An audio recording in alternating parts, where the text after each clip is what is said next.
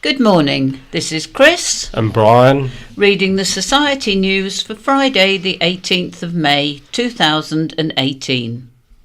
On Tuesday, the dolphins are swimming this Tuesday the 22nd of May in Ryde at the waterside pool. The pool is closed to the public whilst the group swims. There are male and female volunteers to help you get in and out of the pool, as well as lifeguards to ensure your safety.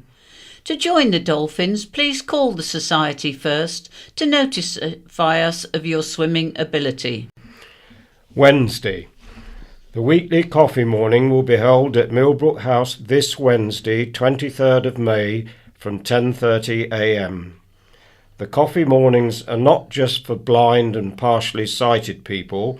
Anybody can come along and have a cup of coffee or tea as well as a piece of cake. We will also be holding the low vision drop-in between 10 a.m. and 12 noon on Wednesday 23rd of May. This is a weekly event that allows you to view and try the low vision equipment we have at the Society without the need for an appointment. The Wednesday social group will be meeting Wednesday 23rd of May at 2 p.m. in Millbrook House. The entertainment this week is a talk by Barry from Cowes Lifeboat Station. The group lasts approximately 45 minutes, which is then followed by tea or coffee and cake. On Thursday, the Thursday social group are meeting on Thursday the 24th of May at Millbrook House. The group meets from 10:30 a.m. till 2 p.m. You can knit or just have a chat, and then later in the afternoon volunteers come in and read to the group from different topics. On Friday, the Striders group will be meeting on Friday 25th of May for a circular walk of southwest Rookley. Meet at 10:20 a.m. at the junction of Knighton Road and Main Road, Rookley. Please note that only the number 3 bus passes through Rookley. Ask for the bus stop locally known as Rookley Post Office. The 10:05 from Newport arrives at 10:16. If coming by car, please park in Knighton Road. Lunch will be at Rookley Country Park at approximately 1:15 p.m.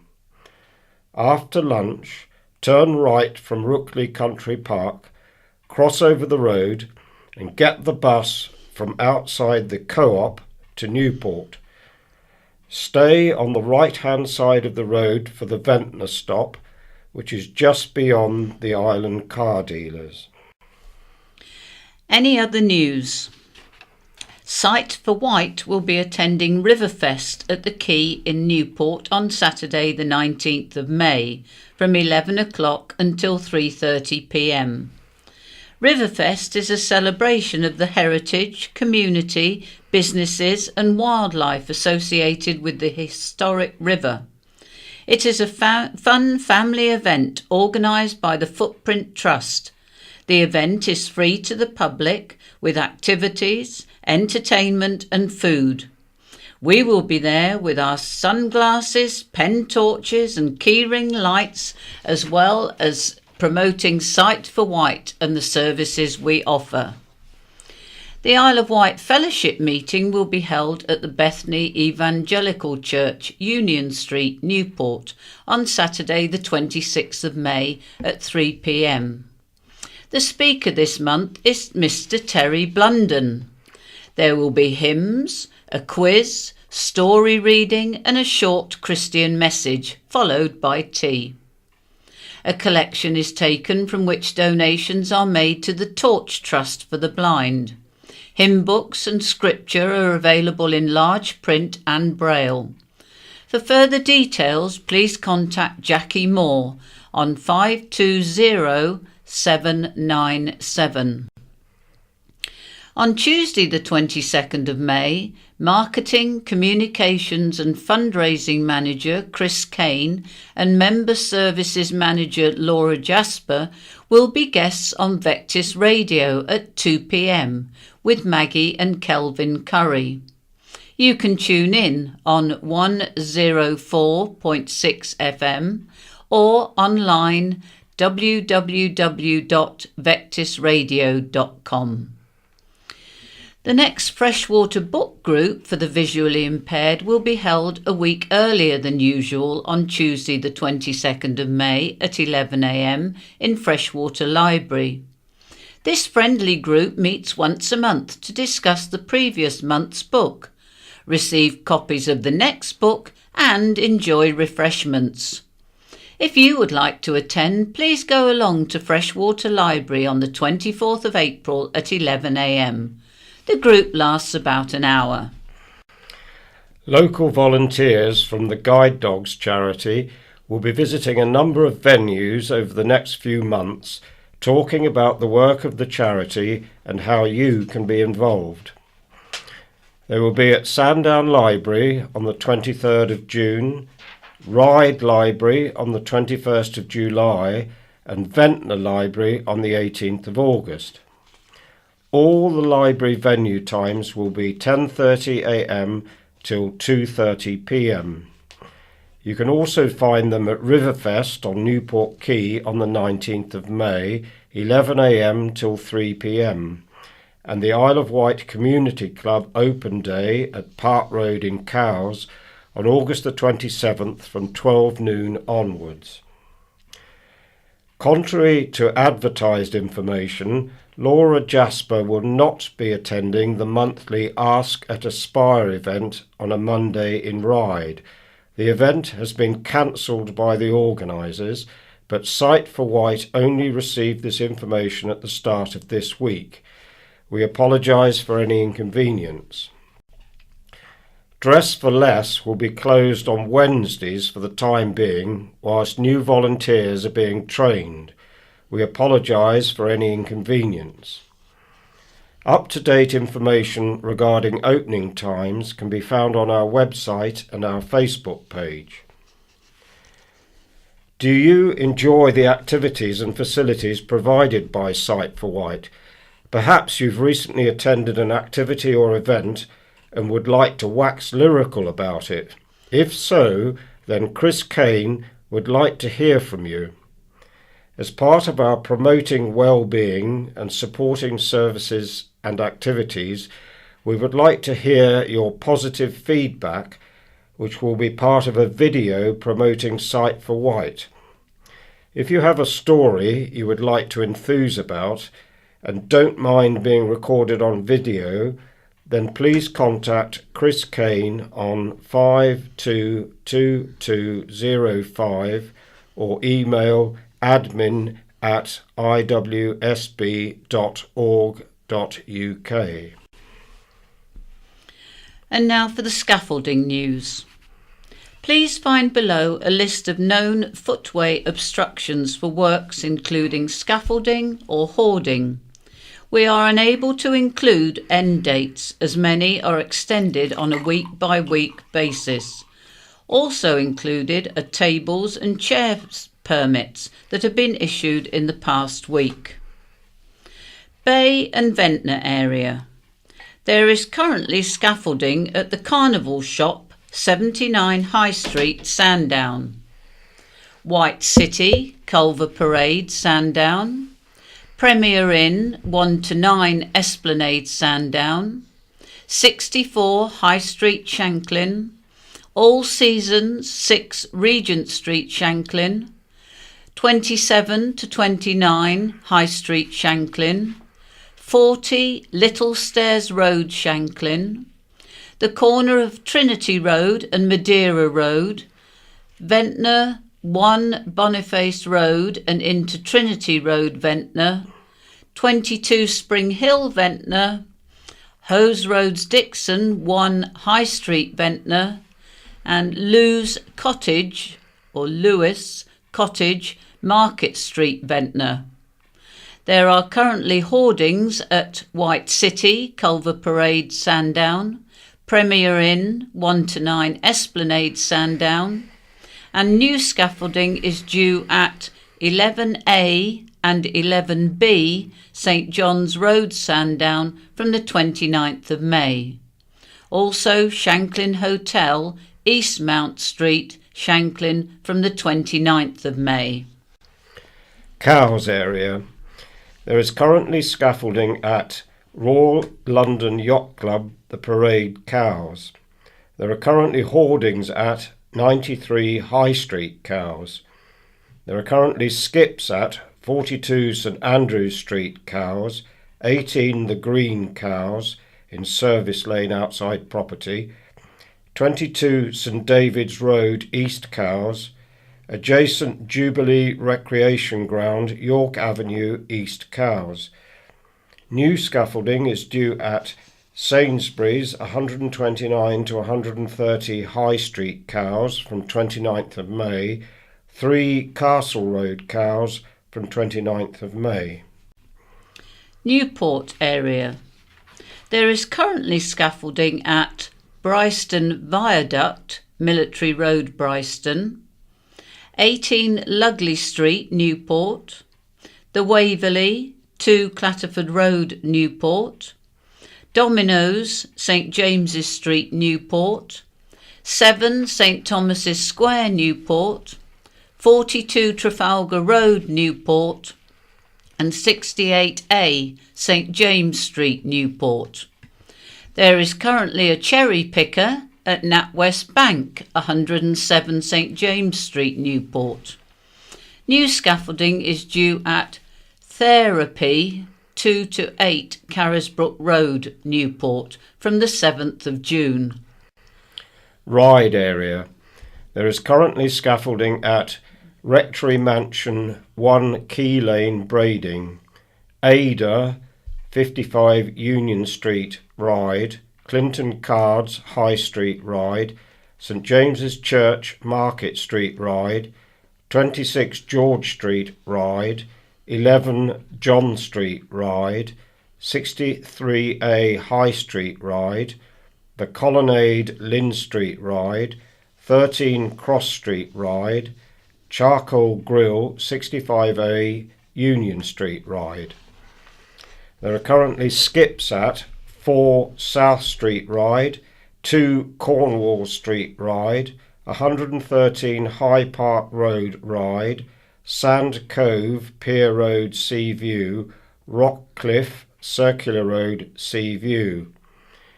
New scaffolding is due at Superdrug, High Street, Ryde, from the 4th of June. West Wight area. There is currently scaffolding at Memorial Hall, Avenue Road, Freshwater. New scaffolding is due at Holdings and Old Post Office, Key Street, Yarmouth, from the 4th of June. Sainsbury's, 10 School Green Road, Freshwater, from the 5th of June. This week's In Touch. In Touch, in this week's episode, Dockless Bikes, Elia and Michael Wapples. Dockless bikes are everywhere, and the tendency of users to abandon them on pavements is making life difficult for people like 15-year-old Adam Solon.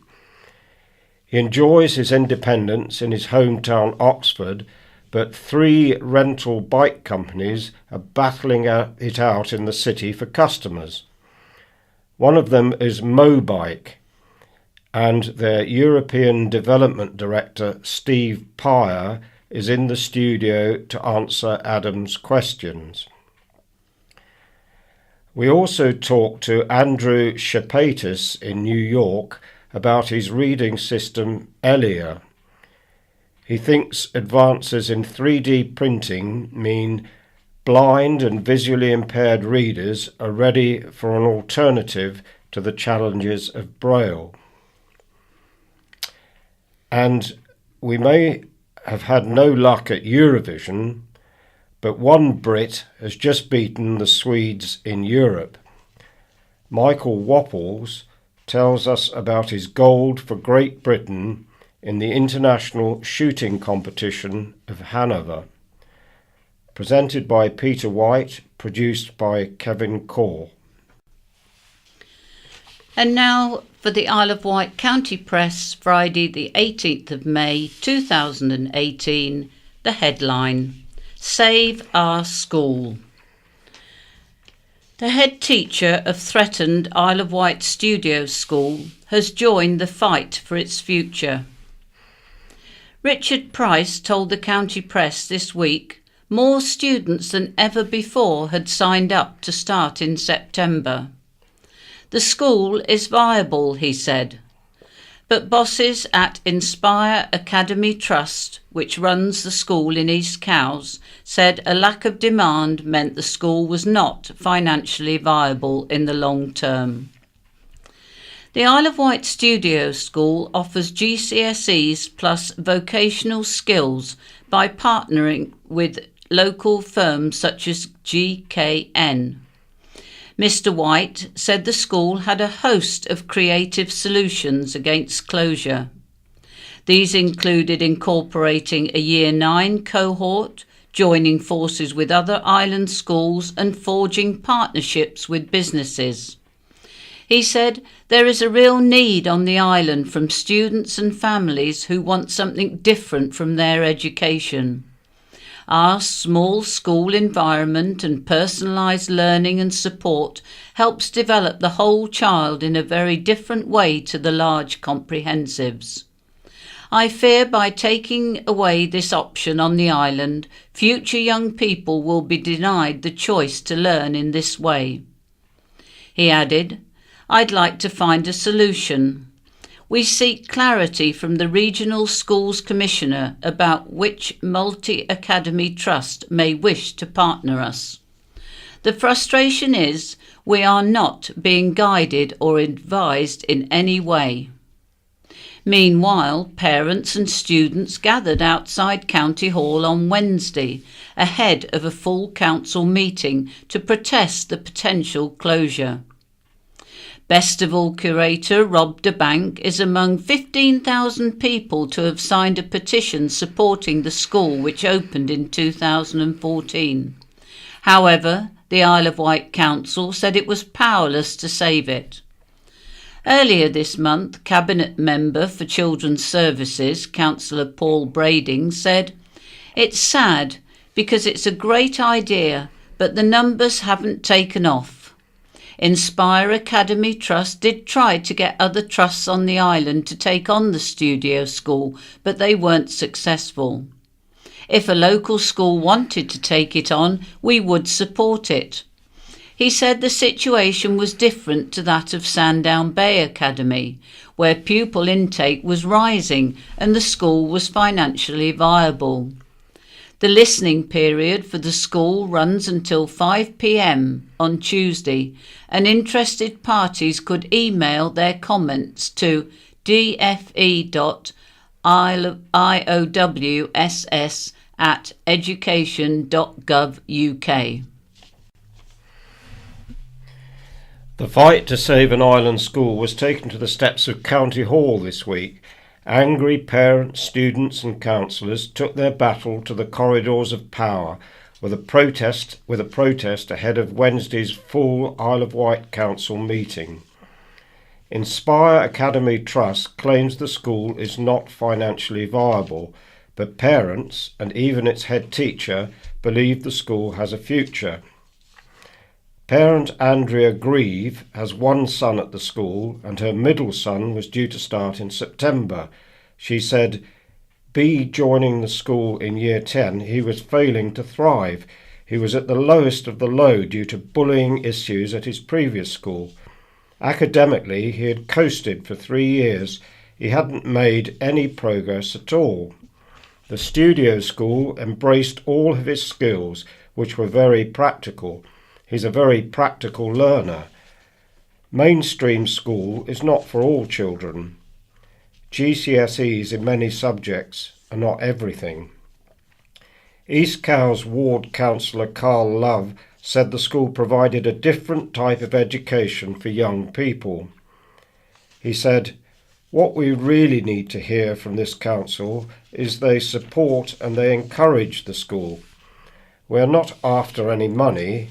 we don't need any money because this is a high-performing school with a huge amount of support from the Isle of Wight Chamber of Commerce and from the technology group of the Isle of Wight. But what we need is for this council to send a message to government saying, please give this school the opportunity, a bit longer, a bit more time to stay open, to adapt and change. Year 11 student Jake Miller said, it's the only school on the island that does things differently, so I think it would be a real shame for it to shut down. My school wasn't made for someone like me. I wanted to do things and get out there, and that's why the studio school is a great experience for me. Since I started at the school, I've got a job. I've got countless hours of experience. I've also done a college course, and I've learnt how to snowboard properly as well. The campaign was started by parents Amy Lockwood and Sharon Lake. Amy said, it's immensely important we keep this school on the island. This is a very different school to what we normally have on the Isle of Wight. Sharon added, I think it's really important to understand, although the Trust is saying the school isn't supported by families of the island, that's not the case. Years 10 and 11 are nearly full. A lot who are coming into the school in September have had siblings go through the school. The fact parents are prepared to send second and third children to this shows they are positive about it. Bitterns' booming call heard on the Isle of Wight. Britain's loudest bird, the bittern, has been heard booming on the island for the first time. The distinctive foghorn-like mating call of the male bittern has sounded at RSPB Brading Marshes this spring, prompting excitement among conservationists. It indicates the species is continuing to recover and the recently restored wetland is flourishing. RSPB Brading Marshes warden Keith Ballard said, hearing a booming bittern on a wetland reserve is like receiving a Michelin star for a restaurant. It's one of the highest marks of success we could hope for. Bitterns have very selective habitat needs, and to attract them you need a truly thriving ecosystem. The work we have done to manage the reserve for insects, fish, reptiles and mammals, as well as birds, now means we have one of the UK's most sensitive species choosing the island as its home. Bitterns are highly secretive wetland birds and live within dense strands of reed, making them difficult to survey. Scientists count bitterns by listening for the male's booming mating call. The UK bittern population had fallen to just 11 booming males in 1997, but thanks to intensive conservation efforts, the population is now recovering. However, there are still less than 200 bitterns at fewer than 75 UK sites, making the discovery of male trying to breed on the Isle of Wight particularly remarkable. The RSPB hopes the bittern's mating call will attract a female and they will successfully breed on the reserve, another first for the island. If successful, they will join 3 other new wetland species, the marsh harrier, little egret and great crested grebe, to successfully breed at the reserve. RSPB staff will monitor the bird over the coming weeks. Your chance to quiz health bosses. Health bosses will be quizzed on the future of St Mary's Hospital at a question time style event hosted by the Isle of Wight County Press and Isle of Wight Radio. Members of the public, politicians and community groups can have their say at the event at Cowes Enterprise College on Monday, June the 11th. The County Press and Isle of Wight Radio will be covering the event live, and questions can be submitted in advance or on the night via social media. On the recommendation of the Isle of Wight Clinical Commissioning Group, CCG, 11% of St Mary's Hospital services look set to be transferred to the mainland within 3 to 5 years. More patients requiring urgent or specialist care could be treated off-island, while routine procedures currently carried out at mainland hospitals could be brought back to St Mary's. Isle of Wight CCG Director of Strategy and Partnerships, Gillian Baker, said, "We know issues of healthcare, and particularly the role to be played by St Mary's Hospital, are of great concern to our local community. We are looking forward to a full and frank debate with people who are passionate about the NHS as we are. With demand for health and care increasing as the island's elderly population grows, often living with more complex, longer-term health needs, local services are struggling to provide the quality of care across all services that islanders should expect. Added to this, the well-documented challenges around recruitment and constrained budgets mean a different approach is needed if services are to be sustainable for island residents into the future. The local media have an important role to play as the eyes and ears of local people, and we are very pleased the County Press and Isle of Wight Radio have agreed to come and act as impartial and objective hosts at a discussion on the topic that is of considerable local interest. The event will see a panel of clinicians and other experts take questions about the plans ahead of a formal public consultation in 2019. It runs from 6 p.m. until 8 p.m. and will be free, but people will have to register for tickets. They will be allocated on a first-come, first-served basis and are limited to 2 per person. They are available from the County Press at Parr Street, Newport, and from Isle of Wight Radio at Dodner Park, Newport. Questions can be submitted ahead of the event by emailing questions@iwcp.co.uk. Following the event, a series of drop-in sessions will be held across the Isle of Wight in June, where people can meet clinicians, ask questions and share their views.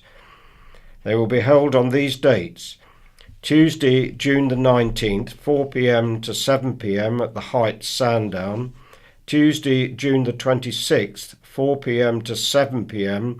at West Wight Sports and Community Centre, Freshwater; Wednesday, June the 27th, 4 p.m. to 7 p.m. at Ryde Library; Thursday, June the 28th, 10:30 a.m. to 1:30 p.m. at the Riverside Centre, Newport. Steve Parker, clinical lead for the redesign of hospital services, said, "We hope this series of events will provide a useful forum for people to engage with us and have a full and proper discussion about why these changes are needed and how the current proposals might work. It's important for people to realise no decisions have been made yet.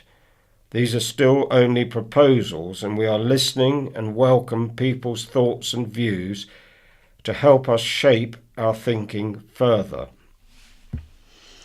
Yum! Cakes for a good cause. Cakes for Cancer Week got off to a great start, with hundreds of supporters tucking into treats whilst boosting the coffers of Wessex Cancer Trust, Isle of Wight. The Trust needs to raise £100,000 for a wellbeing centre in Newport, where people affected by cancer will receive support. In Ventnor on Saturday, around 100 people flocked to the White Royal Tea Party to enjoy beautiful cakes, which had been entered into a cake-off challenge. The venue was the old HSBC Bank, which has been converted into a new diner. Colourful bunting made by Iris Little, 13, and sparkling accessories from sponsors Personalise transformed the location into a setting fit for a wedding. Princess Belle of Enchanted Isle was also a hit with young visitors who also queued for glitter tattoos. Sales of afternoon teas and raffle tickets totalled £700. Meanwhile, Sandown's Library's tea party on Tuesday, May the 8th, raised £333, while a cake sale at Freshwater Methodist Hall last Friday raised £190. Cakes for Cancer events continued this week with a bake-off and mega cake sale at the Isle of Wight College and cake sales at schools. Lorraine White of Wessex Cancer Trust, Isle of Wight, said, "Cakes for Cancer has been a huge success so far.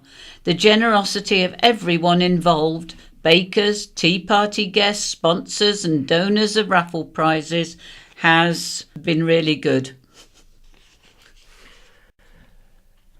Awards for 3 island beaches.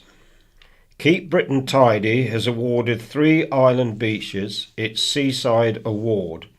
Shanklin, Seagrove and Springvale are 3 of only 21 beaches in the southeast to receive the award for high standards of cleanliness and facilities. However, Sandown does not appear on the list after making the grade last year. The island also missed out on Blue Flag Awards, a coveted accolade reserved for the best beaches in the world. In 2014, the island was king of the Sandcastle, boasting 4 Blue Flag beaches at Sandown, Ventnor, Yaveland and Colwell, and 13 Seaside Awards. However, the Isle of Wight Council stopped applying for Blue Flag Awards because cuts to the way it manages beaches meant that it would not meet the criteria. In comparison, 7 Blue Flags and 13 Seaside Awards will fly over Cornish beaches this summer. Research from Keep Britain Tidy revealed more than a quarter of children have never been swimming in the sea in the UK, 1/3 have never been on holiday to the coast, and nearly 1 in 5 have never set foot on a British beach. Parents cited concerns about unclean seawater, litter and dog mess as the top reasons they do not take their children to the beach, but said a Seaside Award would give them confidence a beach was a clean and safe area for their children to play. Rowing brothers at Queen's Party. Following their transatlantic rowing challenge, the Ocean Brothers had the pleasure of joining the Queen at the first garden party of the year at Buckingham Palace. The successful duo, Greg Bailey and Jude Massey, were invited to the event by Princess Alexandra, patron of the British Skin Foundation, which benefited from the record-breaking row. Greg said, "It was an incredible and spectacular day at Buckingham Palace, an honour to see the royal family and meet Prince Edward. The gardens are stunning, and it's a day we will remember for the rest of our lives." The brothers wore mourning suits provided free of charge by island business Osborne's. The Seaview pair crossed the Atlantic earlier this year, completing a 3,000-mile unsupported row in 53 days, setting a Guinness World Record, and Jude became the youngest person to have rowed any ocean in a team of 2.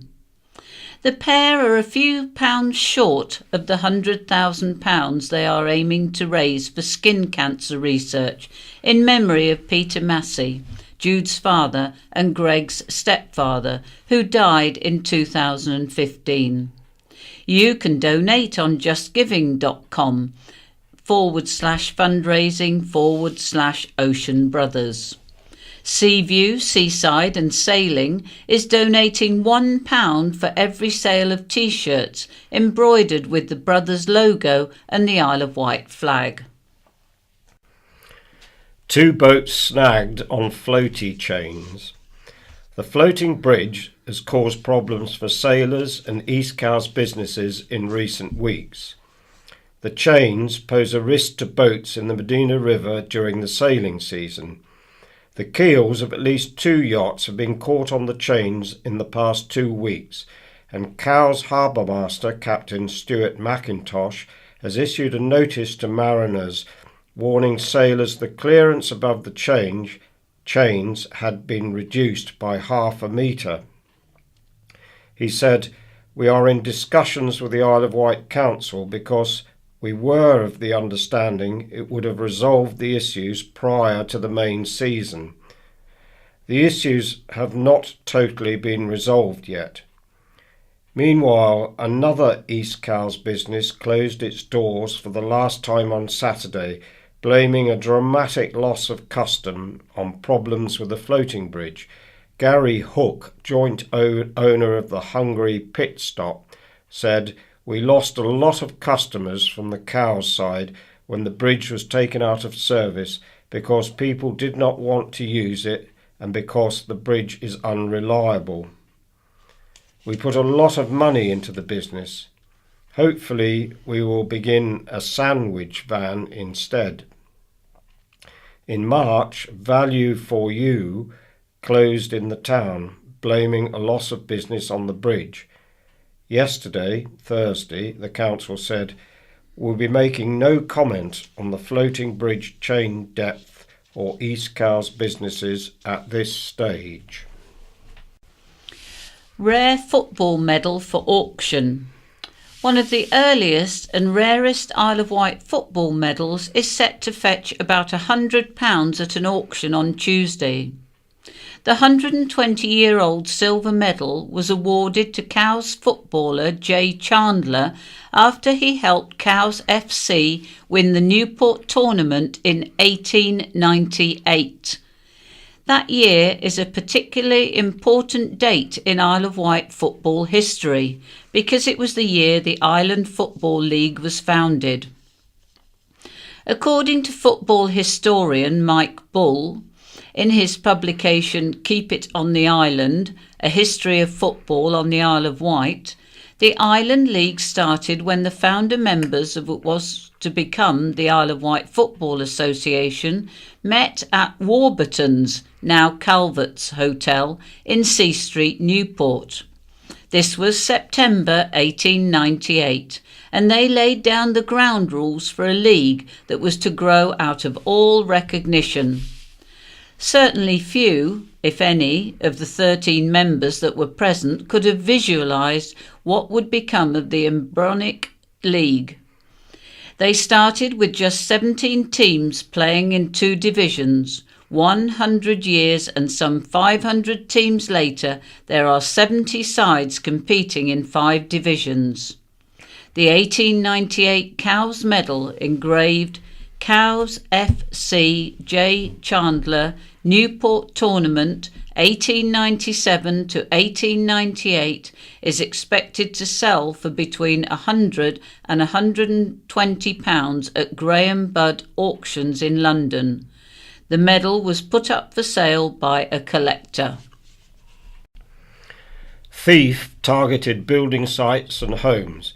An opportunistic thief stole flagstones, tools and expensive flooring from homes, businesses and building sites across the island, the Isle of Wight Crown Court heard. Timothy Andrew Young, 50, of Spring Gardens, Ventnor, admitted 4 counts of theft, 2 of handling stolen goods, 1 of burglary and several motoring offences. He stole goods worth more than £6,000, including vintage enamel signs he chiselled off walls at Arraton Barnes. Simon Foster, prosecuting, said, "It boils down to opportunistic thefts over a period of time." Among the items taken were floorboards worth £2,500, thousands of pounds worth of flagstones, including some from Wolverton Manor, wicker baskets from Chequers Inn, Rookley, tools from the Builder Centre Limited, and 7 vintage enamel signs from Arreton Barnes. Helen Easterbrook, for Young, said his problems were drug-related, but he had a home to go back to, a flat in the same block as his parents, and he had a job as a bricklayer lined up to start on Monday. Recorder Gordon Bebb said Young had numerous previous convictions and additionally seemed determined to drive despite having had his licence revoked in 2010. The court heard that Young had been remanded in custody in February and had served 93 days. He was given a 58-week custodial sentence, suspended for 12 months. He must undertake 20 rehabilitation days, 100 hours unpaid work, and pay a £120 surcharge. He was disqualified from driving for a further 9 months. Star's interest in horse trials. Osborne House horse trials organiser Stuart Buntine is expecting Olympic riders and horses to take part in his new Island event on July the 25th and 26th. Stuart, who is a former international event rider, outlined his plans at Osborne House. He heads BEDE Events, which runs numerous horse trials across the UK, and he first visited Osborne over a decade ago. Diana Brown, a former British Eventing Board Director who retired to the island in 2013, then mentioned Osborne as a horse trials venue, and 4 years ago, and Stuart immediately knew it would be perfect. He hopes the event will not only bring the sport to a new audience, but will boost the island's economy and bring more visitors here. He said, Osborne is the most unique sporting location in the country. Personally, I think Prince Albert would have designed it for horse trials. We will be holding the show jumping and dressage next to each other on the Durbar lawns right next to the house. Then the cross-country will run down the valley between the house and the sea, so people standing at the house will be able to see most of the cross-country course without having to move. The new event will be fun for all the family and will include a shopping village, dog agility, a Victorian fun fair and much more, while Osborne House will also be open. The horse trials will run to a new format similar to 2020 cricket, so the competition will be shorter, easier to understand and more of a showcase. The event will be accessible to both top horses and riders and some of the newer up-and-coming stars moving through the ranks. There will be 4 classes, 2 each day, and the competition is expected to finish by 4 p.m. each afternoon. The dressage test will also be much shorter and more compact to make for easier viewing. There is a prize fund of £60,000 and the final class of the event will be a Grand Prix with £10,000 to the winner. Entries do not open until June the 1st, but there has already been interest from top riders, including a trio of British Olympians, William Fox-Pitt, Tina Cook and Kitty King. Island rider Sarah Holmes from Rookley is also hoping to compete. She said, "Normally I have to travel many miles to every event I compete in, and I have ridden at events in England, Ireland, France and Holland. Having the event at Osborne will mean fewer early mornings and it will be nice and relaxed. It will be lovely to have the island equine support, hopefully from everybody on the island. We couldn't have a better venue, it's just incredible and I'm very excited." For tickets and further information see www.bededevents.co.uk. Bede, that's BEDE -events.co.uk. Family are all street pastors. The Breach family are working together to keep people safe on the streets. Andrew Breach and son Ewell have recently been commissioned by Isle of Wight street pastors, but what makes it really special is that they are joining mum Beatrice and daughter Bethany Joy, who were commissioned in 2017. A spokesperson said, "We believe this may be the first time nationally, or even further afield, that 4 members of the same immediate family are in the same Street Pastors initiative." The Breach family, who live in Newport, said, "We just try to listen to each other's experiences and encourage each other as we prepare to go out on the street. We also remember each other and our teams in prayer." The family attend Cowes Baptist Church. Isle of Wight street pastors are volunteers from island churches who provide a caring presence on the streets late at night. They've been commended by police for helping reduce violence on Friday and Saturday nights in Newport and Ryde, and they have received the Queen's Award. John meets Prince Charles. The former Isle of Wight chairman of the Campaign to Protect Rural England, CPRE, John Langley, met with Prince Charles on Monday at a reception for the charities supported by the Garfield Weston Foundation. Mr Langley, along with the national chairman of the CPRE, Sue Sayer, joined around 350 guests at Buckingham Palace. The foundation provides funding for a number of causes across the UK, including the CPRE. Mr Langley said Prince Charles had chatted about plastics washed up on the island beaches. And it's goodbye from Chris and Brian. And now here's more from the County Press from me, Peter Boffin, and me, Vivian Wallace. Right, well, Vivian, you do the first letters then. This is the letters, and this is Out of Control from J. Moore of Ryde. I want to warn others and tell them I got off lightly, but have still spent 36 hours shaking, dizzy and feeling most unwell as a result of thoughtless, dangerous stupidity in Ryde.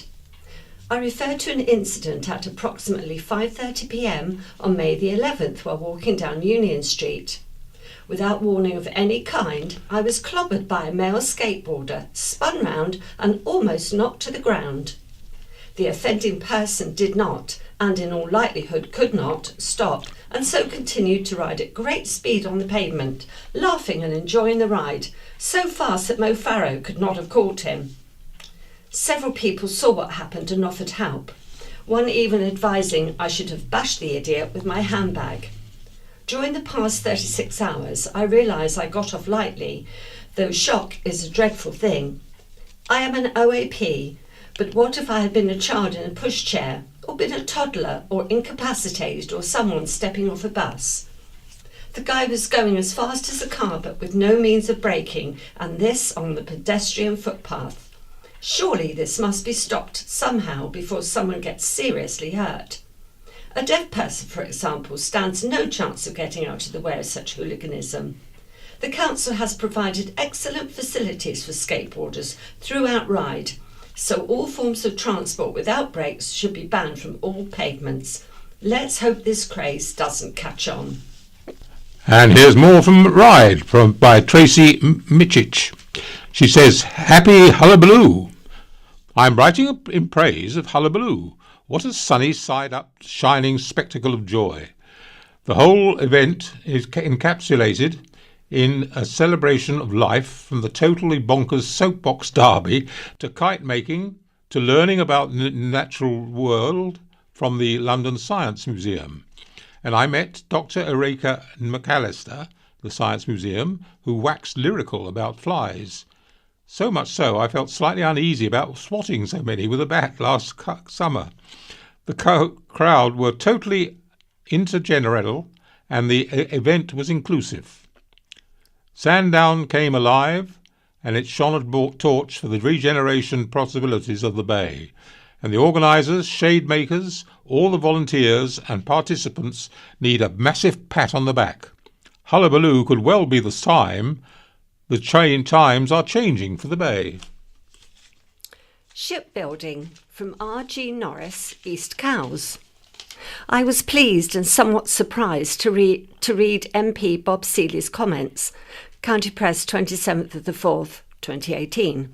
I totally agree when he states it's absolutely vital we protect shipbuilding on the island, but it's a shame he has left it far too late, as the prime sites have already been sold off and are about to be redeveloped. As usual, in this case, redevelopment does not mean industrial buildings for employment, but hundreds of top-end properties with prices way out of reach for the majority of island people. So homes and second homes for the rich again, and I can't see these rich and usually well-connected people wanting shipyards or any other type of industrial buildings anywhere near them, so it's not difficult to guess that won't get built. However, it is nice the penny has finally dropped with at least one politician on the island when he states, "We need a jobs agenda, not a house building agenda."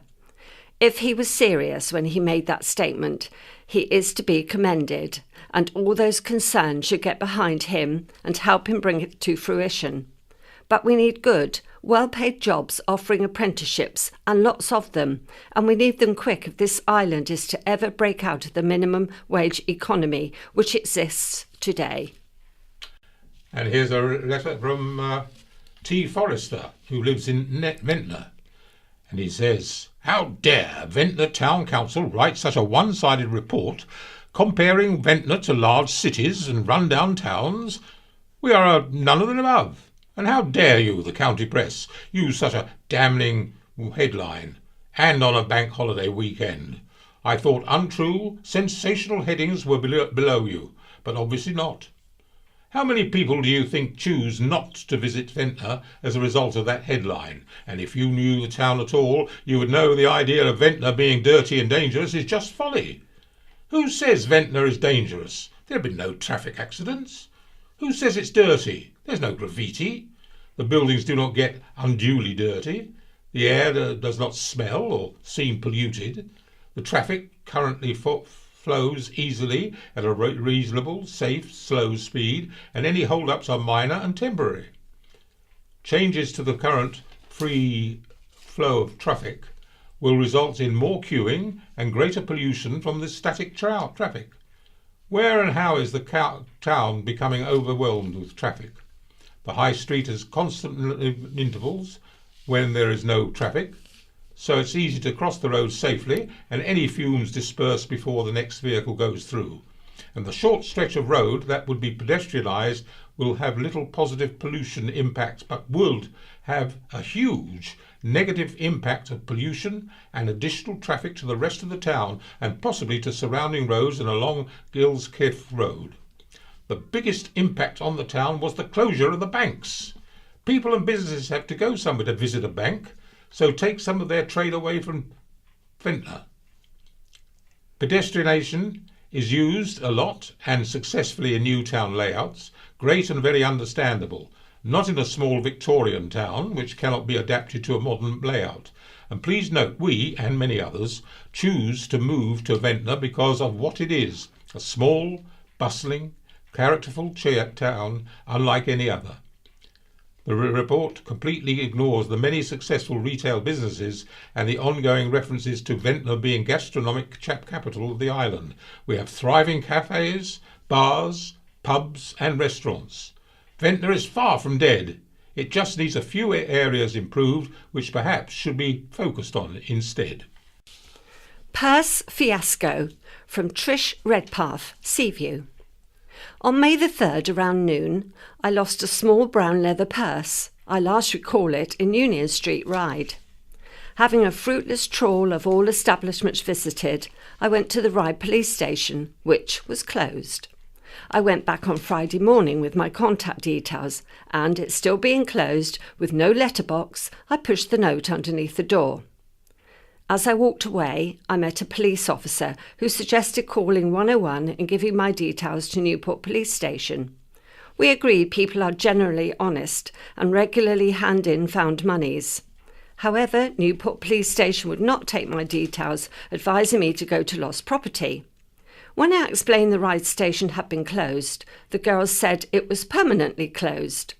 The purse contained a bus pass with both my name and photograph, so it was easy to confirm as mine. But there were no contact details, and that was why I was trying to give them.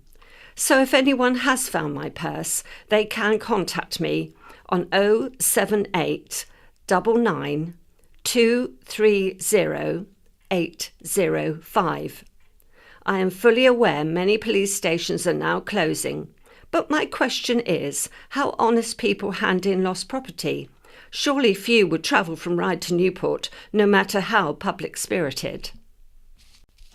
And here's one from Steve Newey of Shanklin, who says, in reply to letters last week about the randonnée and road users, firstly, as a motorcyclist, we enjoy the ability to overtake stationary and slow-moving traffic, especially with all the roadworks we have at the moment. And the cliques mentioned by one lady writer would have been due to the fact that there was a 5-day motorcycle rally at Bryston over the bank holiday weekend. However, the stubbornness and rudeness reported by some randonnée cyclists is another issue. These cyclists who came over from the mainland need to realise people on the island have to go about their business even on a bank holiday. So, every care must be taken to let traffic pass and to abide by the law in accordance with the road markings. Otherwise, anarchy rules. News from Westminster and the island. Bob Seeley MP. More homes for islanders. Do you know how many affordable houses have been built on the island in the last 3 years? Less than 100. Just 35 in 2015-16, only 34 in 2016-17, and 18 in 2017-2018. I don't blame the Isle of Wight Council. The housing system is flawed. Housing and land use are contentious issues. We need to achieve two contradictory things. First, we need to build houses for islanders, especially young people. Second, we need to do it in modest numbers to protect our landscape, our quality of life, and our visitor economy. The current system services nobody. Too few affordable properties are built, and they are not affordable. Developers build on greenfield sites rather than invest in smaller scale projects. We need 1- and 2-bed properties. Developers build 4-bed properties. Grants which help convert spaces above shops to homes have been abolished. One of the most painful things I heard during the election campaign was the despair of young people unable to afford housing. The bad news is government has increased our targets. We are building about 300 houses a year. Whitehall wants 640. This is unacceptable, and I have told government this. The good news is that with council support, we could reduce these targets. I have been reading the small print, and council planners can make a case for exceptional circumstances. In meetings with Isle of Wight council leader, Councillor Dave Stewart, and Chief Executive John Metcalfe, I have strongly suggested we take this option. It's obvious we are exceptional because we are an island. It is difficult for our infrastructure to adapt to the increasing population. Much of our land is of national value due to its beauty. We should agree a target of just 300 homes a year. However, unlike now, almost all should be starter homes, shared equity homes and sheltered housing. They should be for islanders. I want to see a buyback scheme too. When a pensioner moves into sheltered housing, a housing association buys his or her bungalow and converts it into 2 dwellings. Summing up, we need a more creative housing policy on the island, building for islanders, not mainlanders, and preserving our landscape for our quality of life and visitor economy. And here's a letter from Mary Edmonds of Newport, and she says preserving Newtown, because apparently In 1958, there was a proposal to build a nuclear power station at Hampstead, which would have been disastrous for the Newtown Nature Reserve. And I was a pupil at Priory Girls and one of the pioneers, the first girls, to take part in the annual survey of the wildlife. Urged by our teacher, Oliver Fraser, we joined the vociferous protests and the proposal was defeated. 60 years later, I still visit the reserve with my family and hope the peace and serenity of this lovely area will be preserved. Shocked and saddened about St Vincent's Home, from Heather Wilson, Lancing, West Sussex. I was shocked and saddened to read the excellent article on the possible closure of the wonderful St Vincent's Care Home in the County Press 27th of April. If my friend Babs had not lived there, I would have known nothing about it. Babs was very independent, had led a full life with her husband, whom she met when they were serving in the RAF and WRAF. They travelled extensively and were very sporty. She nursed him to the end, and it took its toll. She would not consider going into care until one of her daughters, who lives on the island, took her to visit St Vincent's. Babs loved it and moved in quickly, before even putting her bungalow on the market. She understood the service terms, rules and routine and felt relaxed there.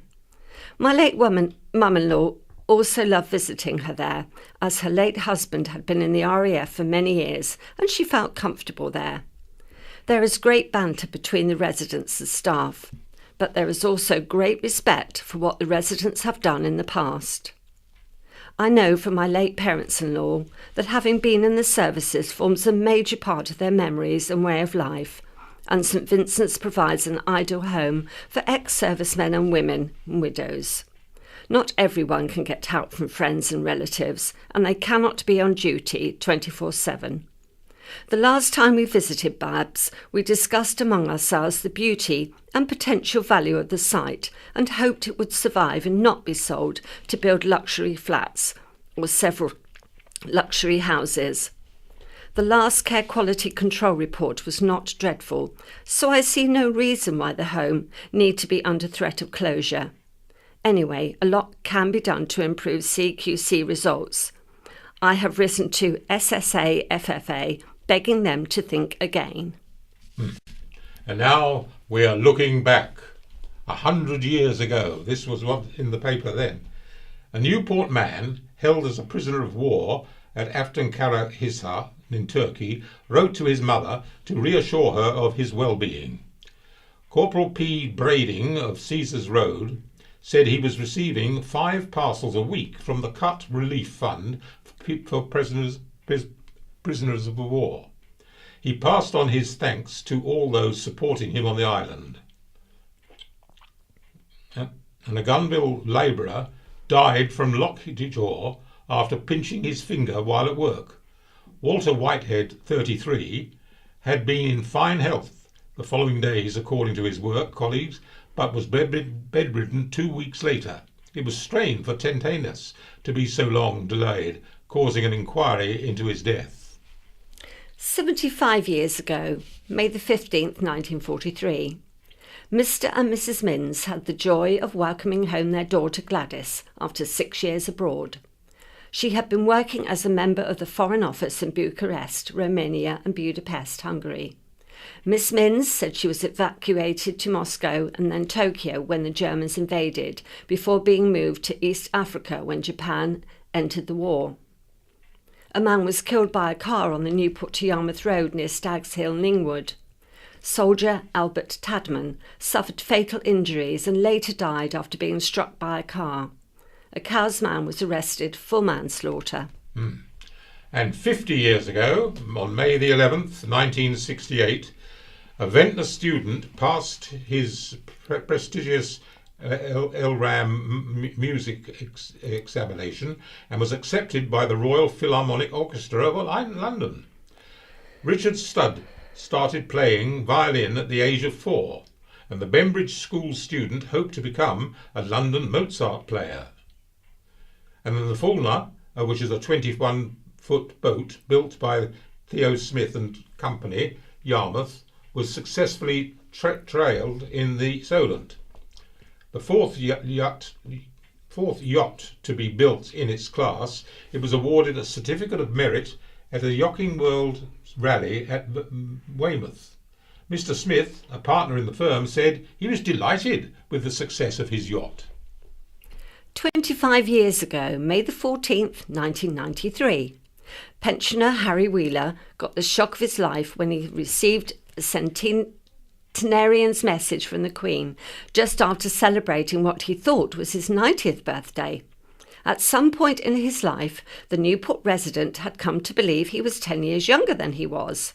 It was only when council services called to arrange a message from the Queen and a nurse checked the country register, his true date of birth came to light. 2 prominent island businessmen escaped injury when their light aircraft crash-landed into a potato field shortly after taking off from Yafford House. Builder Arthur Ellis and his passenger Anthony Goddard walked away from the wreckage unhurt. Mr. Goddard said the real tragedy was the 3 years' work Mr. Ellis had put into the plane that was now destroyed. And 10 years ago, May the 16th, 2008, an East Cowes shopkeeper was targeted by racist vandals who daubed a swastika on his shop window. Thugs carried out the attack on the Orient store, the island's only Eastern European supermarket, in Meadow Row. Owner John Dunford said it was very offensive to everyone who came into contact with the store, and the police branded the attack idiotic.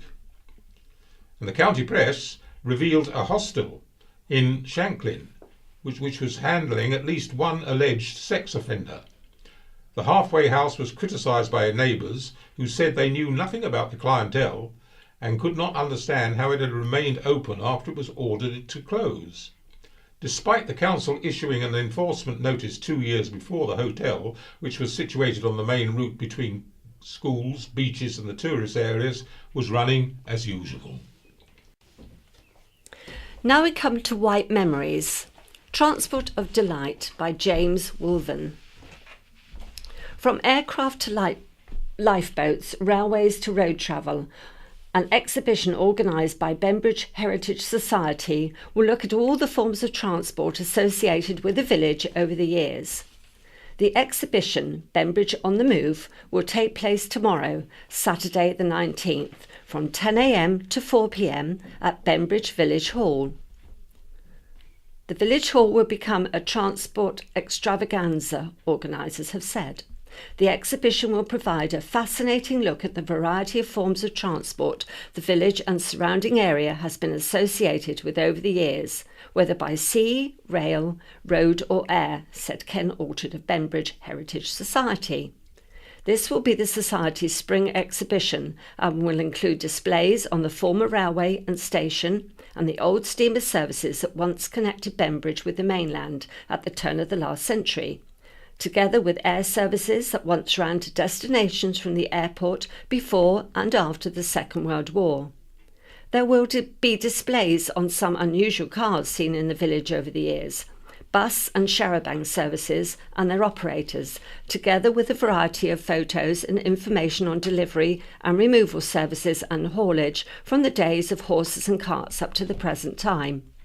Also on show will be displays on agricultural and farming vehicles and machinery, boats and boat builders of the area, horses and horse-drawn vehicles, bikes and motorbikes, early aviation, Bembridge Airport, Britten-Norman, hovercraft and much more. There will also be a history of the Bembridge Lifeboat Station, taking a look at the life-saving service from its origin in 1867 to the present time, with some finely crafted lifeboat models on display. As well as pictures and photographs, there will be models of a variety of forms of transport and some vintage motorcycles on display. The exhibition will be free to attend, with guest speakers on local transport topics. Refreshments will be served throughout the day. There will also be a competition to enter for family tickets for popular island attractions, alongside 2 raffles to be drawn on the day.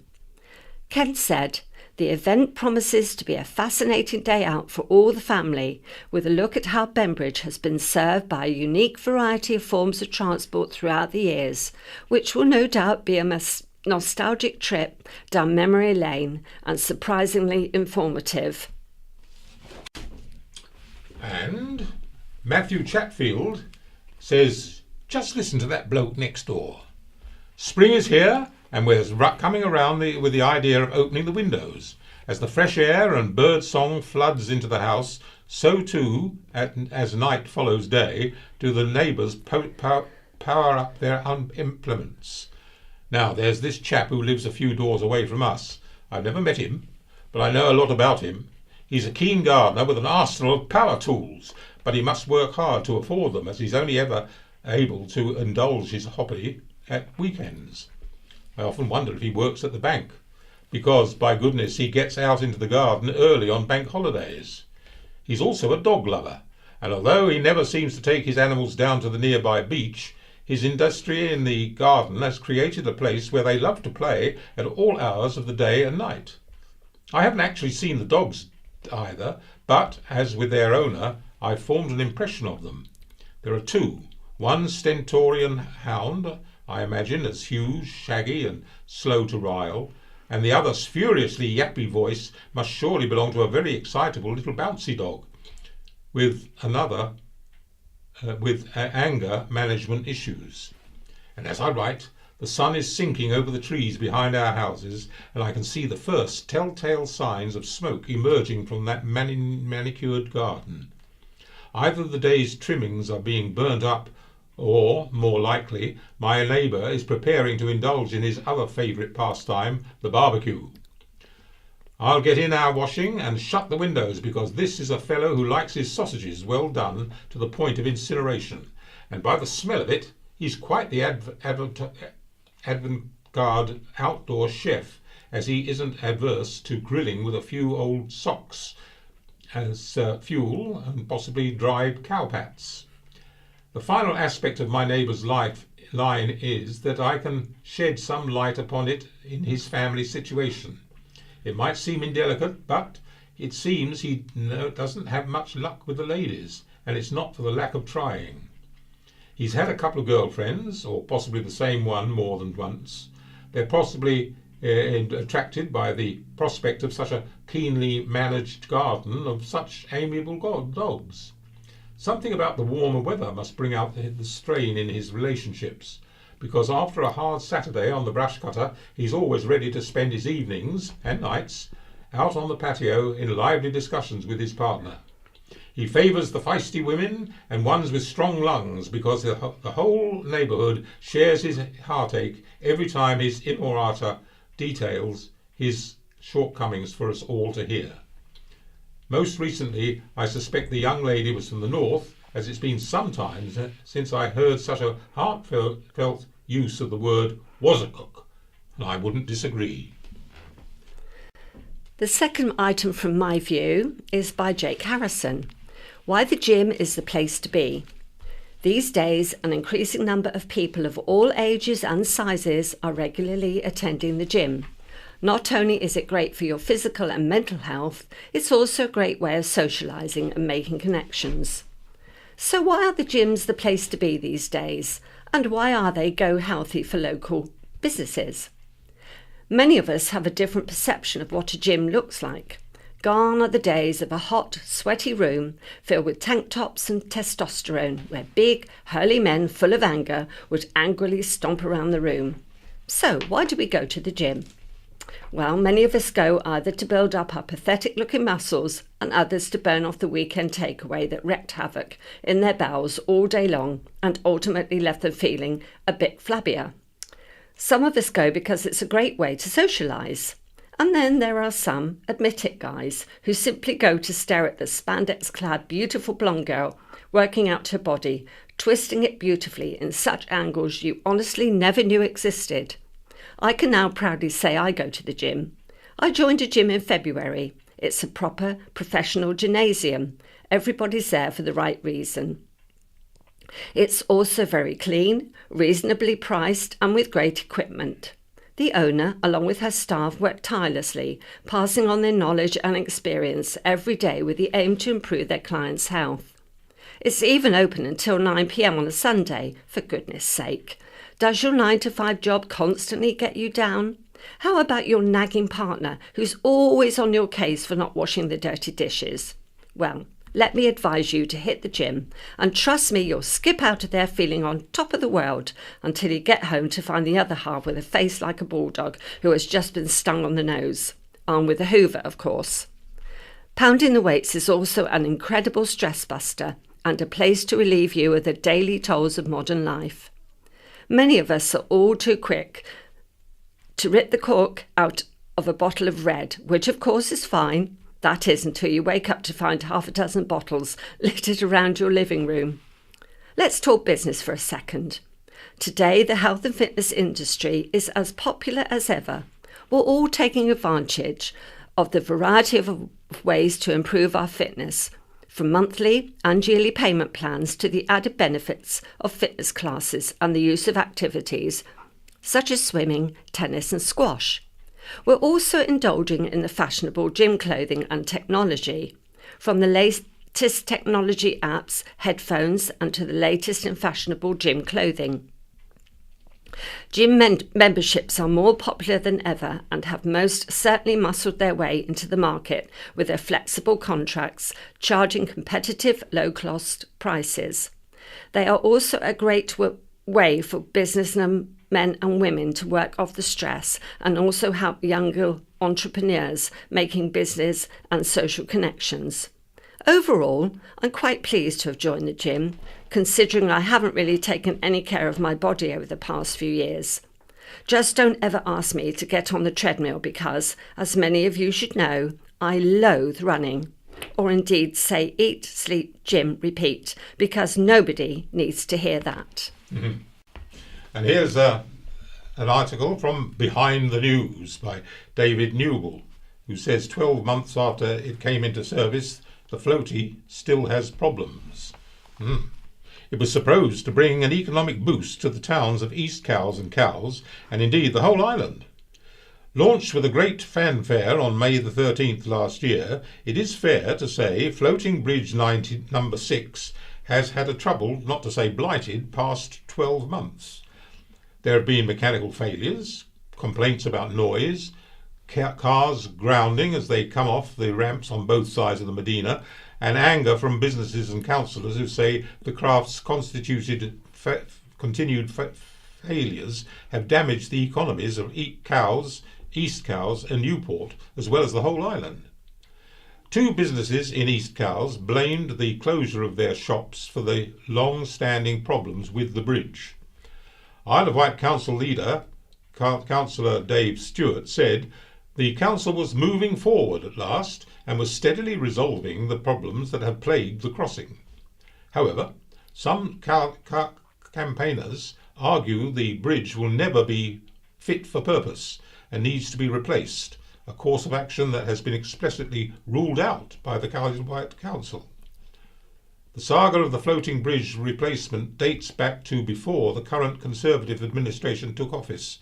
It had been widely recognised floating bridge number 5 in service since the mid-1970s was at the end of its useful life. However, cash to replace the 3.2 million plus associated extra costs of building new ramps was acquired from the partnership, and the boat was commissioned by the then independent administration at the Isle of Wight Council.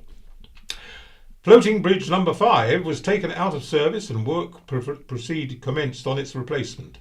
A jenny boat provided a temporary service until the new boat was built. However, after it officially went into service, problems with the design immediately became apparent. Cars grounded when they boarded or disembarked from the bridge. Just 2 days after it went into service, the bridge suffered a humiliating mechanical failure, resulting in staff having to give foot passengers piggybacks through the chilly waters of the River Medina. Other problems emerged. There were persistent complaints from residents about noises coming from its screaming chains from residents. it suffered a number of mechanical failures, putting it out of action for weeks. And the bridge also suffered from grounding problems at different states of the tide in the Medina. Pressure Group, the floaty stackholders, have long been critical of the bridge and have urged the council to scrap it and start again, claiming it can never be made to work properly. And a spokeswoman said, "The Isle of Wight Council was given tax money for the floating bridge to help local businesses and Newport Cracker. The Solent LEP requires this floating bridge help the local businesses, including relieving traffic in Newport. But because it is so inconsistent with so many fundamental faults, design faults behind the noises, piles and chains, business customers and some businesses are, and it may be 25-minute wait in the cold. This floating bridge is supposed to help local businesses and Newport traffic for the next 20 to 30 years, and it will never work for the economy." East Mayor's Cowes Mayor, Councillor Peter Lloyd, as well as the stakeholders group, is due to meet with the Solent LEP on June the 22nd. Councillor Lloyd has been in correspondence with the LEP for some time, outlining his concerns about the effects the floating bridge's constant withdrawals have had on the economy of the town. And he said, "Usage amongst business customers appears to have dropped significantly." Meanwhile, Councillor Stewart expressed his confidence the floating bridge would eventually provide the kind of service that was envisaged when it was commissioned. He said, "At last we are moving towards getting a reliable service. We've done a lot of things we identified needed doing, and we're looking forward towards operating a full service which have a very positive impact on the economy." Well, let's hope he's right. Now we come to what's on. Shanklin Theatre. Forever in Blue Jeans, it is on Monday the 29th of May. And then Sunday the 3rd of June, we have the hits of Cliff and the Shadows. The Alzheimer Cafe, Isle of Wight. In Ventnor, first Wednesday of the month, 6 till 8:30, the Green Room, 1 Salisbury Gardens, Dudley Road, Ventnor. Ride, first Friday of the month, 11:30 till 2 p.m, All Saints Church, Queen's Road, Ride. Shanklin, fourth Wednesday of the month, 2 till 4, United Reformed Church, High Street, Shanklin. Cowes, second Wednesday of the month, 2 till 4:30, at the Methodist Church, Birmingham Road, Cowes. Totland, third Wednesday of the month, 2 till 4:30, St Saviour's Church, Western Lane, Totland. Ace 7, for younger people with dementia, every 2 weeks, 10:30 till 12:30, at the Riverside Centre, The Quay, Newport. Alzheimer Cafe, Isle of Wight is a charitable incorporated organisation. Newport, last Thursday of the month, 6 till 8:30, St John's Church Hall, Node Hill. An informal style meeting place for people living with dementia, family, friends, carers and those with an interest in dementia. A welcoming, friendly environment offering an opportunity to chat with health and social care professionals, our volunteers and to make new friends. For more information, please telephone 01983 220 200 and leave a message. Or you can email alzheimercafe.isleofwight@btconnect.com and the website www.alzheimercafeisleofwight.org.uk. And that's all for today from the County Press. I'm signing off, Vivian. And I'm signing off too. Thank you and goodbye. This is the BBC. This is In Touch, the magazine programme for people like me who are blind or partially sighted. I'm Peter White. Thanks for downloading this week's edition. Good evening. Tonight, a blind teenager strikes back about the latest pavement hazard. Why is it still happening? You tell me. You've mentioned you're expanding, you've written different things on the apps, you've added all sorts of these things. Why is it still happening, I'm asking you? tough questions for a company director. We'll also be testing out a prototype tactile system aimed at helping newly blind people to continue to read, and talking to Britain's latest European champion. But first, finding obstacles strewn across pavements is no new problem for blind and partially sighted people. Parked cars, shop A-boards, cafe tables, and now there's a new hazard to add to the list: dockless bikes. Now, imagine a Boris bike set free from its docking station. The way they work is that you find one, you pay for a set time on your phone, and then off you go. But the fact that you can pick the bike up anywhere on the street means you can also leave it anywhere as well. And that's exactly what 15-year-old Adam Solan says people are doing.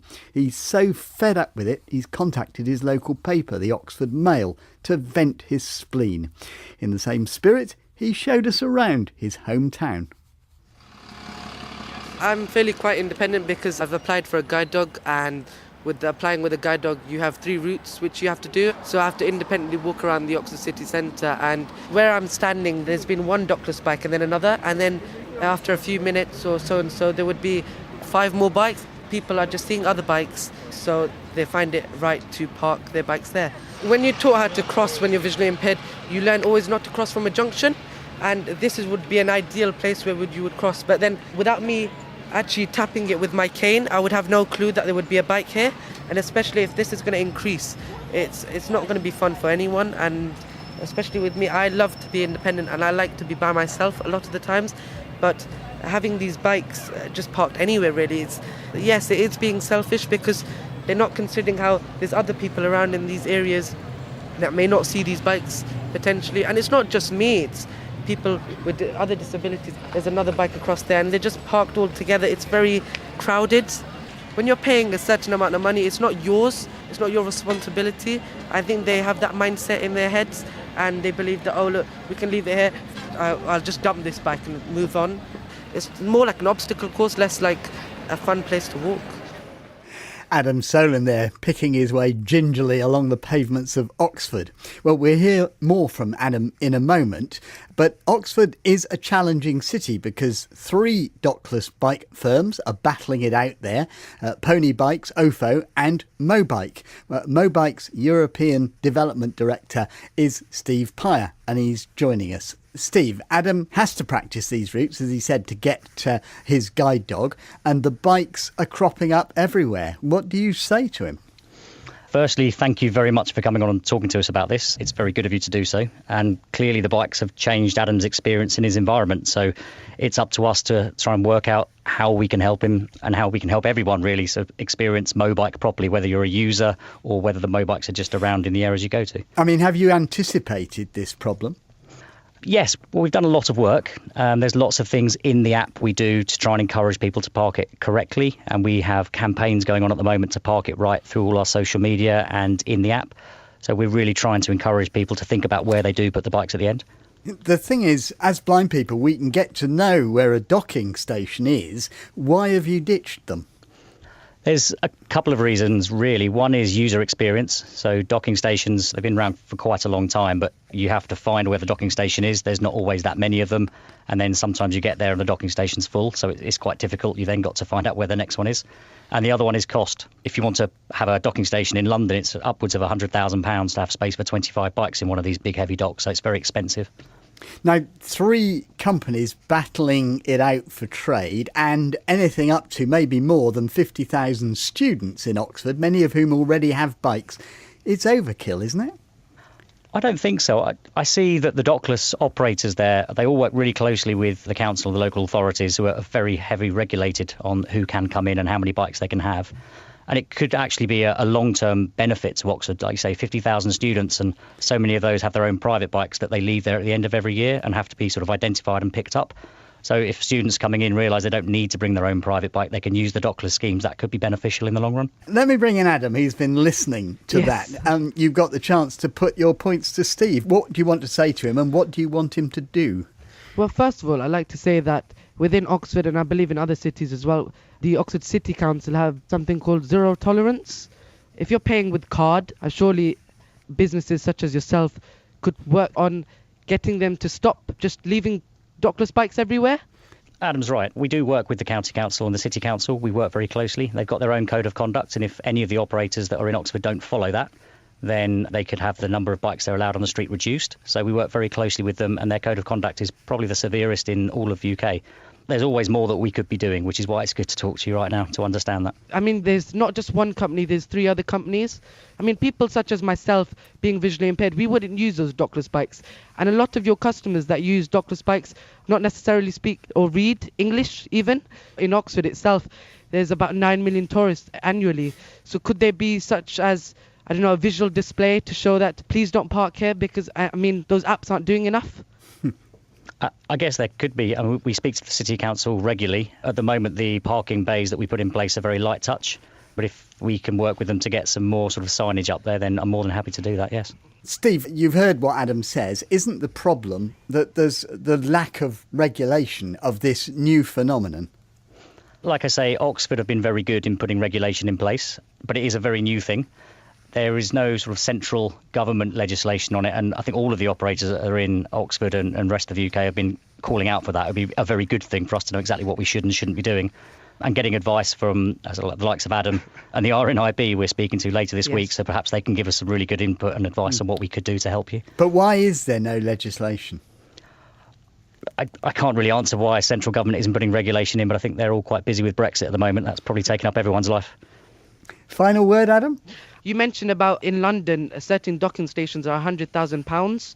You mentioned, yes? Yes. You're looking to expand, correct? Yes, we're expanding globally now. Yes, exactly. So couldn't you invest a bit of money to actually improve that? Yeah, we're investing in our technology all the time. So it's gone on leaps and bounds in the 2 years we've been in operation, and I have no doubt it will evolve again.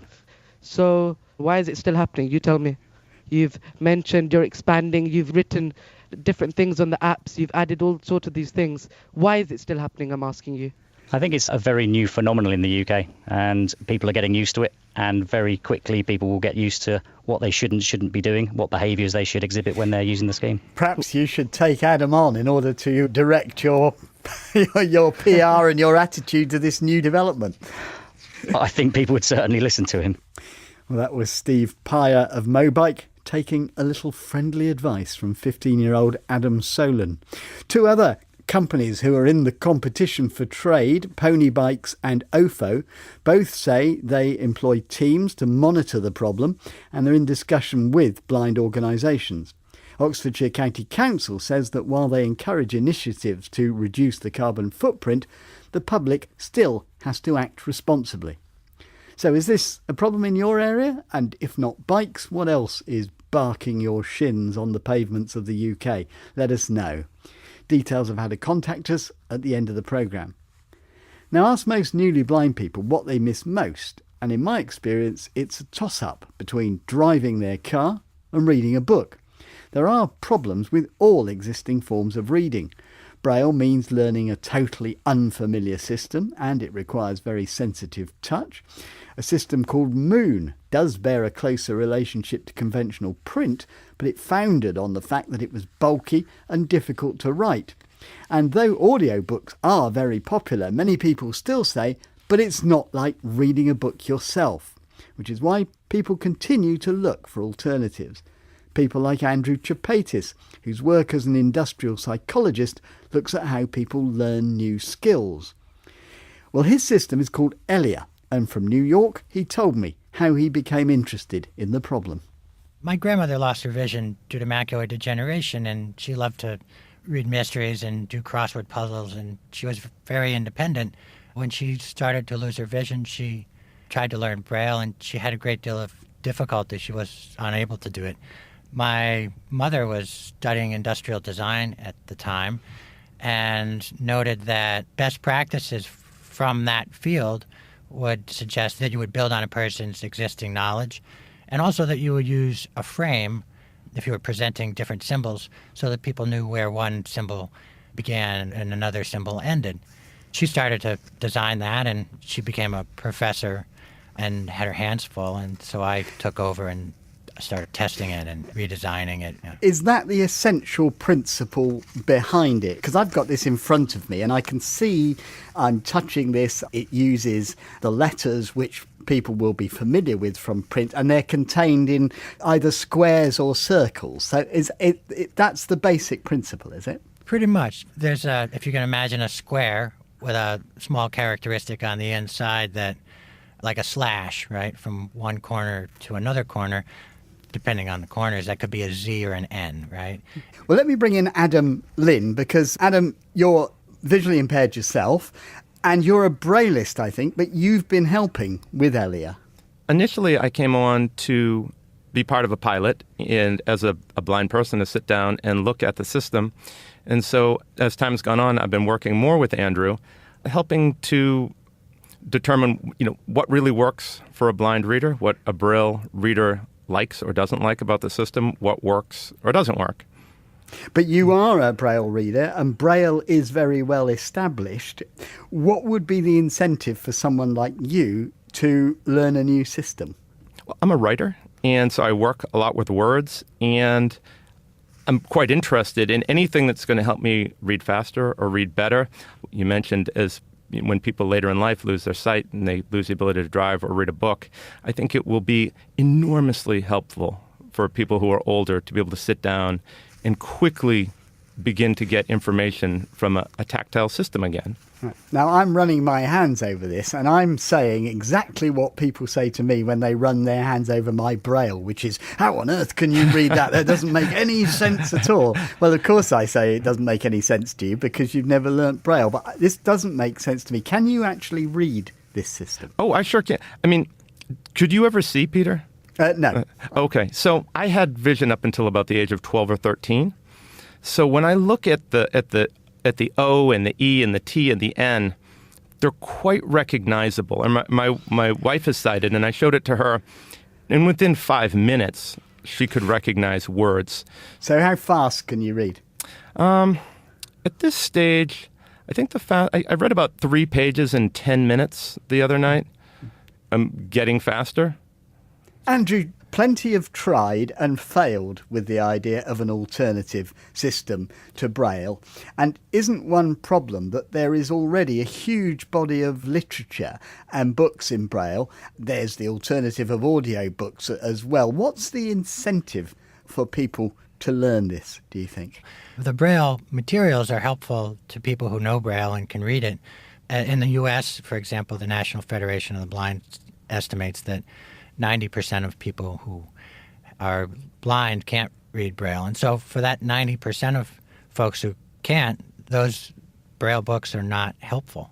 And our expectation is that those folks would benefit from a tactile alphabet just as Braille readers do in terms of independence and literacy. Now, there has been an alternative tactile system, and that was Moon, also developed in Britain in the 19th century. Yeah. That really founded on the difficulty of writing the system. That's right. I think. How will Elia get over that problem? Moon was developed around the technology of the day, much the way Braille was developed around the technology of the day.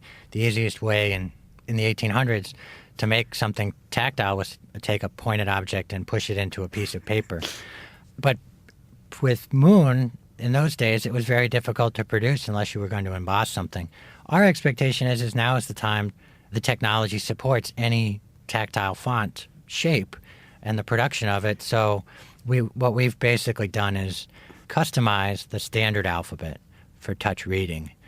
I still have to ask you this. You came up with this idea, or your mum came up with this idea, I think back in the 1980s. You're still working on it. What do you think are the chances that this could really catch on and bring reading to this large number of people who do lose their sight in later life?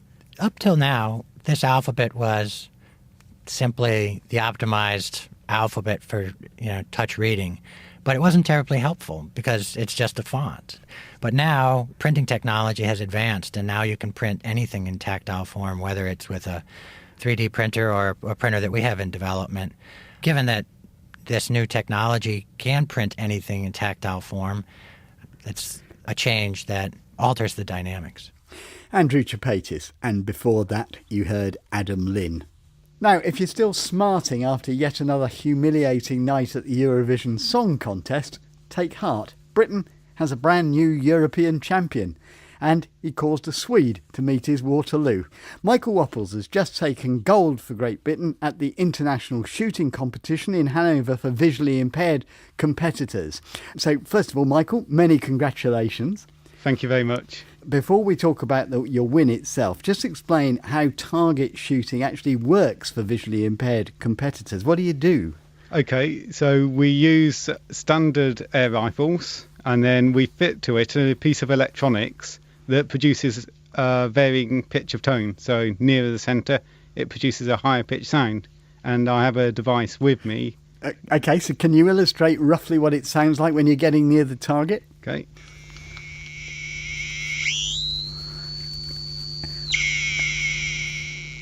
So when it's got to the highest pitches, I think, I then have to fire. Right, so it must be a very precise thing that you have to do. Yes, the target we use, the very centre scoring ring, because you have scores, the centre one is 10, and that's only 0.5 millimetre. And do you compete against people with no sight at all, or do people with visual impairment compete with each other? Everyone, regardless of the amount of sight, we all compete together, and we've actually had some research done which shows there is no advantage if you do have a little bit of sight. It's all fairly equal. Now tell me a bit about your victory, because you've actually been doing competitive shooting for quite a while, haven't you? Yes, I've done shooting since about 1998 when I first started. You must have been pretty young then. Yes, I was about 12 at school. Since then I've done about 6 international competitions, but this is probably my biggest. What is it about shooting which appeals to you? The one thing I like about it is that with that electronic device, once I start aiming, I'm doing it very independently. It's for me to decide, do I think I'm on the very middle, and when to take that shot. Now, I also gather that there's something of a campaign on to make this a Paralympic sport.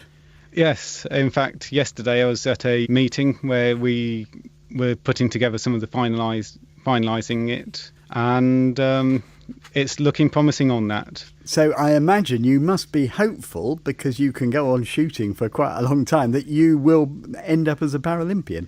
I really hope so, and I think it has been mentioned in the past, some of the oldest athletes at the Paralympics are shooters.